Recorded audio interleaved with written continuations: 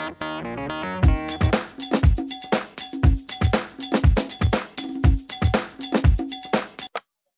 alle sammen, det kan godt være lyden eller kvaliteten var dårligt, men whatever. Ja. Vi vil lave nogle pæne krøller på sommer her, sådan fine nogen. Ja, så det vil bare... Det er nok på sminken, ikke også? Det kan I lige se. Så ja, vi vil lige vente på det varmer op, og så kommer vi tilbage. Hej hej.